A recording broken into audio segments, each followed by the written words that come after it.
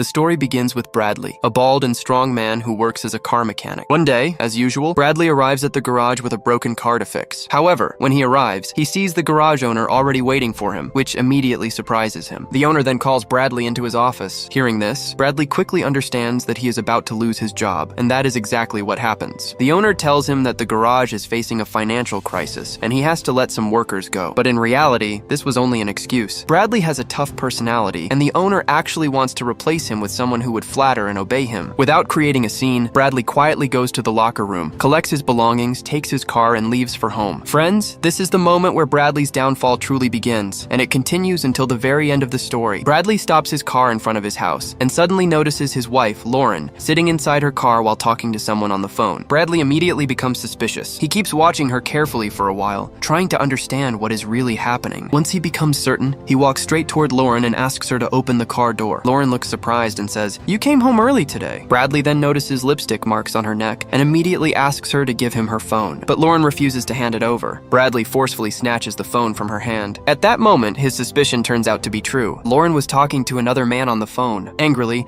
Bradley tells Lauren to go inside the house. Lauren tries to speak and says, "Just listen to me." But Bradley interrupts her and firmly says, "I told you to go inside." Lauren quietly goes inside the house. A short while ago, Bradley had already lost his job, and now discovering his wife's affair makes him even more frustrated. Overwhelmed with anger, he starts taking out his frustration on Lauren's car. He begins smashing and hitting the car in rage. He becomes so furious that he does not even realize when his hands get badly injured. After some time, Bradley finally calms himself down. He then goes inside the house and asks Lauren how long she has been seeing the other man. Lauren finally decides to tell him the truth. She reveals that she has been involved with another man for the past 3 months. She also explains that a few days ago she had an abortion, which left her emotionally broken and depressed. During that time, Bradley was always busy with work and rarely spent time at home. Because of this, Lauren felt extremely lonely and emotionally empty. In her weakness, she turned to another man to fill that emotional gap. After hearing everything, Bradley realizes that he should have given more time and attention to his wife. He apologizes to Lauren and promises that from today they will try to start a new life together. Lauren agrees to give their relationship another chance. After that, Bradley tells Lauren that he has been fired from his job. He also reveals that he is planning to start working for a man named Gil, who is known as a drug lord. As soon as Lauren hears Gil's name, she immediately refuses. She says firmly that she does not want Bradley to work for him. Lauren reminds him, saying, "You once promised that you would never work with him." Bradley replies, "Yes, I did say that, but under these circumstances, we cannot live a peaceful life." He continues, "Running a family requires money, and right now I have no other option." He also tells Lauren that he will handle this work very carefully. After this, the story jumps forward by 18 months. During this time, Bradley's job is to locate a drug courier living in an apartment who secretly delivers packages to different drug dealers. After meeting the dealer, Bradley hands over the supplies. Once the job is finished, he returns home. By now, Bradley's life has completely changed because he is earning a lot of money from this illegal work. He now lives in a big house and owns 2 or 3 luxury cars. In addition, Lauren is expecting a baby in a few days, which brings even more happiness to their lives. But as people say, actions done the wrong way eventually bring trouble. One day, Bradley brings Lauren into the bedroom. Just as they finally get a moment to talk peacefully, Bradley receives a phone call from Gil. Gil invites him to visit his house, which is located abroad. Bradley immediately takes his car and leaves to meet Gil. Lauren's facial expression clearly shows that she is not happy with the kind of work Bradley is doing.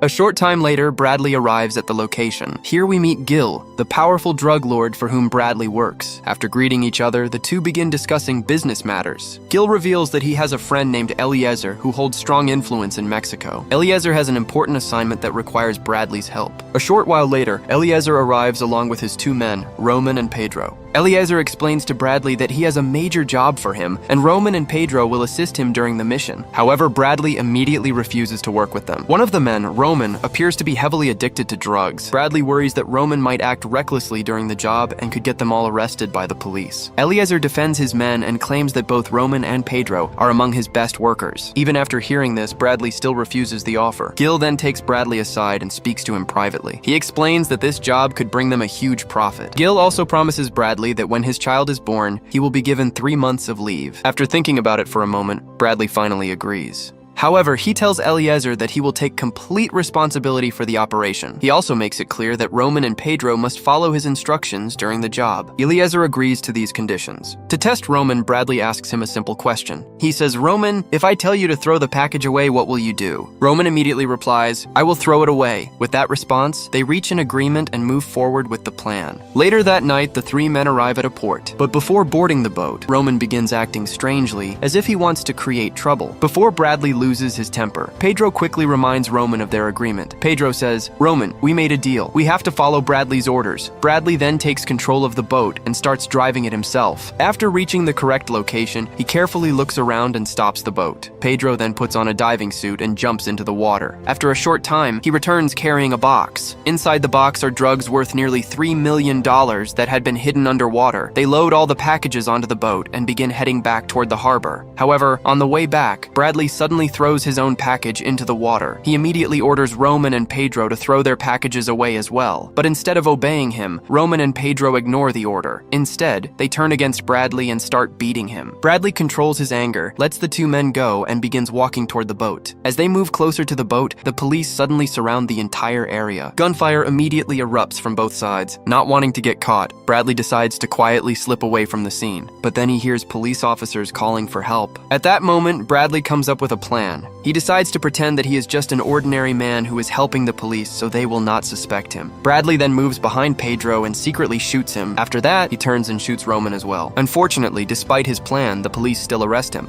Bradley is then taken in for questioning. During the interrogation, Detective Watkins asks him about the drugs and what he was doing at the location. Bradley tries to mislead the detective with clever answers. However, Detective Watkins suspects that Bradley is a very cunning man. Even though he is suspicious, the detective cannot find solid evidence linking Bradley to the drug operation. But Bradley has killed two men, which still places him in serious trouble. Before appearing in court, Bradley is allowed to meet his wife one last time. During the meeting, Bradley tells Lauren to take care of herself and their unborn child. Bradley had already earned enough money from his illegal work, which would allow his wife and child to live comfortably in the future. Later, the court sentences Bradley to 7 years in prison for murder and illegal possession of a weapon. After the verdict, he is transferred to Franklin Air Force Prison. Upon arrival, the prison officers ask him to remove all of his valuables. They even take his wedding ring. After that, he is taken for a medical checkup. Once the examination is complete, Bradley is moved to an upper cell. There, he meets his cellmate, an elderly prisoner named Lefty. Soon after, Bradley also meets Andre, the prison's management officer. Andre explains all the prison rules to Bradley. One important rule is that whenever the bell rings, every prisoner must immediately come out of their cell to mark their attendance. After hearing the rules, Bradley is placed inside his cell. Sitting there alone, he begins blaming himself for agreeing to work with Eliezer. Soon, exhaustion takes over and he falls into a deep sleep. Later, when the bell rings for attendance, all the other prisoners step out of their cells and stand in line. However, Bradley is still asleep and misses the call. Because of this delay, the prison routine is disrupted and the other prisoners are forced to wait. When Bradley finally comes out much later, Andre becomes very angry. Andre says to him, "I explained the rules to you clearly, didn't I?" He then gives Bradley a final warning and tells him that he must stay disciplined and follow all the prison rules. The scene then shifts to Bradley's wife at home. Lauren is asleep when she suddenly senses that someone has broken into the house. She quickly grabs a gun from the drawer for protection.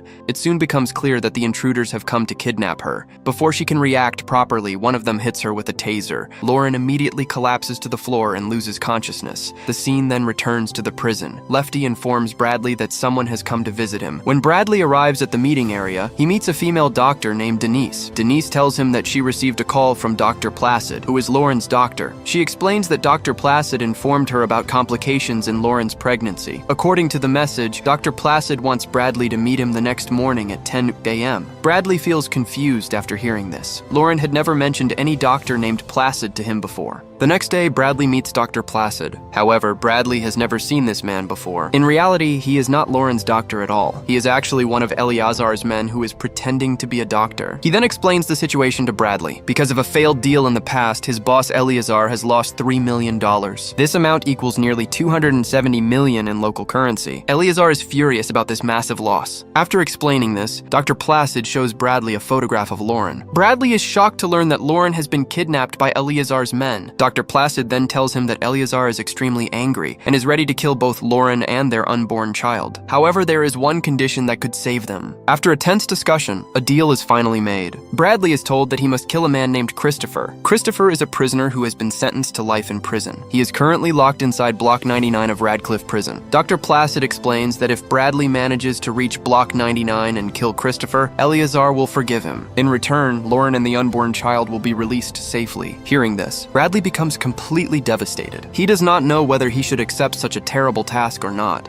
A short time later, Andre arrives to escort Bradley back to his cell. Suddenly, Bradley removes his shoes and attacks Andre. He begins beating him brutally. In reality, Bradley is doing this intentionally. His goal is to create trouble so that he can be transferred to Radcliffe Prison. Andre becomes furious and starts hitting Bradley with his baton. The fight becomes intense. During the struggle, Bradley strikes Andre so hard that he breaks one of Andre's arms. Hearing Andre's screams, other prison guards quickly arrive. They immediately handcuff Bradley and move him to a lower cell. However, Bradley still wants to reach Radcliffe Prison at any cost. So he starts another fight and begins attacking the 3 guards. Seeing how violent Bradley has become, one of the guards finally shocks him with a taser gun. Their plan works. Bradley is officially labeled a dangerous prisoner. Because of this, he is transferred to Radcliffe Prison. After arriving at Radcliffe, Bradley meets the cruel warden named Tags, along with 4 of his officers. Tags warns him and says, "You have made the biggest mistake by coming here." He explains that Radcliffe Prison is extremely strict and heavily guarded. He also tells Bradley that the conditions inside the prison are brutal and miserable. After this warning, Bradley is taken for a medical evaluation. Once the examination is finished, he is placed in Block 59 instead of Block 99. Bradley is shocked when he sees his new cell. He remembers Tag's warning about the terrible conditions. The cell is extremely filthy. The previous prisoner had left human waste inside the cell. The smell inside is unbearable. Even so, Bradley decides to tolerate everything for the sake of his family. He quietly removes his vest and covers his nose with it to block the smell.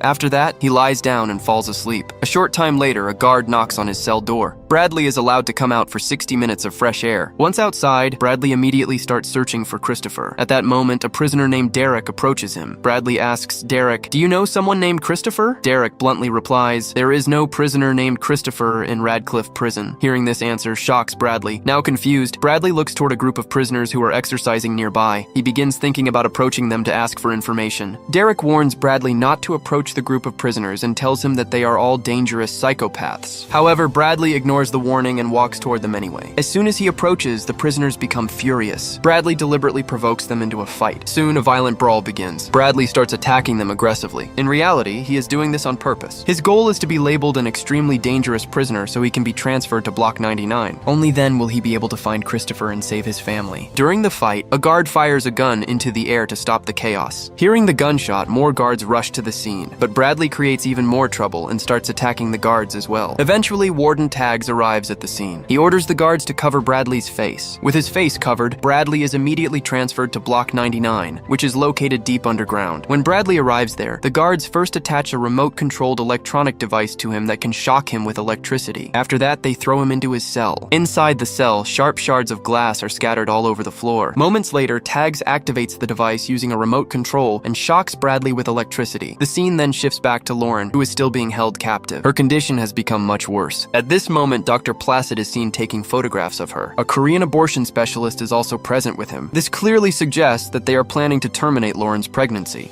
The story then returns to Bradley. He lies unconscious in his cell after suffering repeated electric shocks. After some time, he slowly regains consciousness. As soon as he wakes up, he begins loudly calling out Christopher's name. Suddenly, a prisoner in the next cell speaks to him. The prisoner tells Bradley that there is no inmate named Christopher in Block 99. Hearing this leaves Bradley completely shocked. Just then, some guards hear Bradley shouting and arrive at his cell. They drag him out and begin shocking him again with the electric device. During this moment, one of the guards tells Bradley that Christopher wants to meet him. Bradley is then taken to another cell. Here, the truth is finally revealed, and it shocks Bradley. The man inside the cell is not Christopher at all. Instead, it is Eliezer, along with the same violent prisoner whom Bradley had beaten earlier. It turns out that Christopher was never real. The name was only a trick created by Eliezer. Eliezer used this lie to lure Bradley into Block 99 so he could take revenge on him. Because of Bradley, Eliezer had lost $3 million.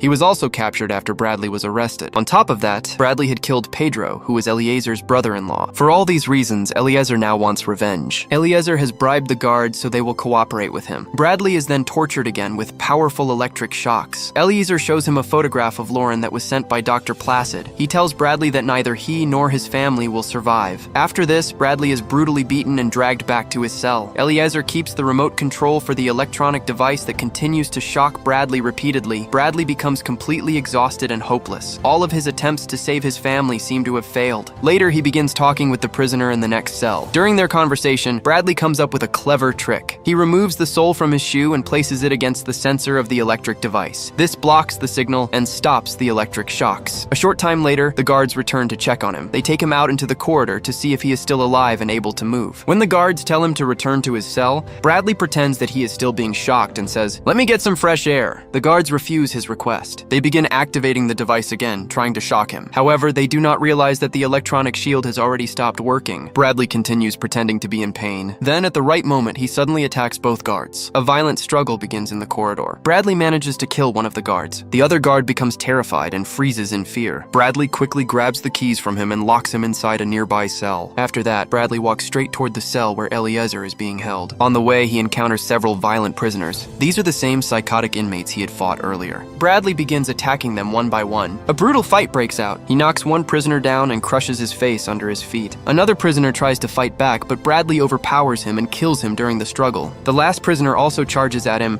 but Bradley beats him severely until he collapses on the ground. With these prisoners defeated, Bradley finally reaches Eliezer. Now Bradley stands face to face with the man who destroyed his life and separated him from his wife and unborn child. Without hesitation, Bradley punches Eliezer hard and knocks him to the ground. He then grabs Eliezer's phone and demands that he call his men. Bradley orders him to stop Lauren's abortion immediately. However, Eliezer stubbornly refuses to cooperate. Seeing this, Bradley violently breaks Eliezer's leg. In unbearable pain, Eliezer finally gives in. He contacts his men and orders them to stop the procedure. Bradley also demands that Lauren be taken safely to Gil. Eliezer reluctantly agrees. After that, Bradley drags Eliezer back toward the cell area and locks him inside with the guards. Just as Bradley is about to close the cell door, Warden Taggs arrives with several officers. Taggs angrily asks Bradley about his missing guards. Bradley calmly replies that one of them is already dead. He also warns that the other guard will die too if the door is opened. In reality, Bradley is only buying time. He is waiting for confirmation that his wife is safe. Meanwhile, following Eliezer's order, Dr. Placid and the Korean doctor take Lauren to meet Gil. They leave her there safely. Dr. Placid even points a gun at Gil to make sure he does not attempt anything suspicious. However, as they begin walking away, Gil suddenly pulls out a sniper rifle. He shoots Dr. Placid in the head and kills him instantly. Lauren then takes the rifle from Gil. She uses it to shoot the Korean doctor who had come to perform the abortion. At the same time, Bradley finally receives a phone call from Gil. Gil informs him that Lauren is safe now. He also promises that he will take care of her from this point onward. Gil then hands the phone to Lauren. Bradley speaks to her briefly and says his final words for his unborn child. He says, "Grow up to be a good person, stay healthy, stay wise, and live a good life." Bradley knows deep inside that he will never see his child again. The thought fills him with deep sadness. Outside the cell, Taggs grows impatient and angrily asks Bradley if he has finished his emotional moment. Bradley calmly replies, "Just give me one more minute." After that, Bradley returns to Eliezer. Filled with rage, he begins beating him brutally. The fight becomes extremely violent. Bradley continues attacking him until Eliezer finally dies. At this point, Taggs loses all patience. He storms into the cell with his weapon. Without hesitation, Taggs shoots Bradley in the head. Bradley dies instantly, and this is where the story comes to an end. The story reminds us that sometimes life brings serious hardships. However, choosing the wrong path only leads to worse consequences. Just like Bradley's choices eventually destroyed his life. So always remember that bad decisions can bring painful results. That's all for today's story. See you in the next one. Goodbye. Next one.